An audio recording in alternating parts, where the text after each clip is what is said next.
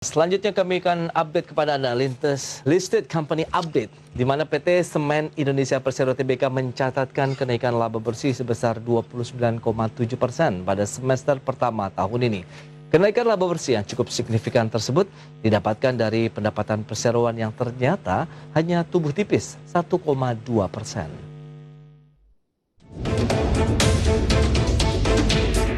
Emiten plat merah yang bergerak di industri semen PT Semen Indonesia Persero Tbk mencatatkan kenaikan laba bersih sebesar 29,7% pada semester pertama tahun ini.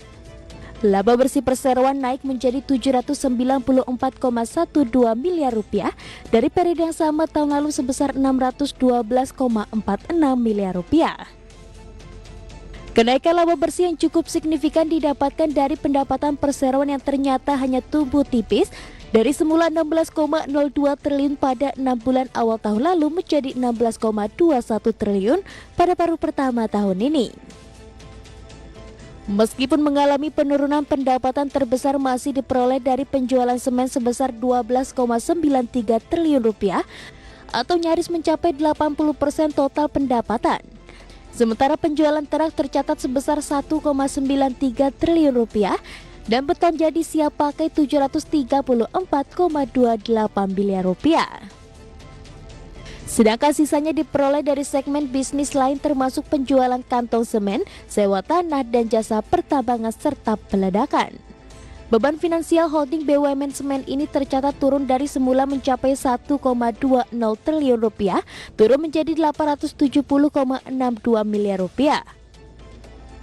Total nilai aset perusahaan turun 3,8% menjadi 75,03 triliun rupiah dari posisi semula di akhir tahun lalu senilai 78,01 triliun rupiah.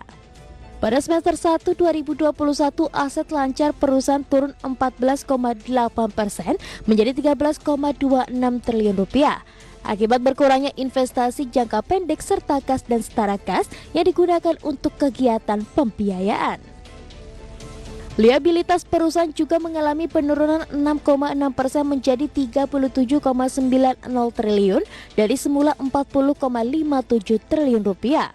Liabilitas jangka pendek tercatat naik 22,4% menjadi 14,08 triliun rupiah akibat dari reklasifikasi obligasi berkelanjutan tahun 2017 sebesar 3 triliun rupiah yang akan jatuh tempo pada kuartal kedua tahun depan. Sebaliknya, akibat reklasifikasi tersebut, liabilitas jangka panjang perusahaan mengalami penurunan 18,0% menjadi 23,82 triliun rupiah.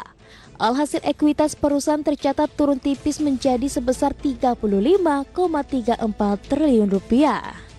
Berbagai sumber IDX Channel.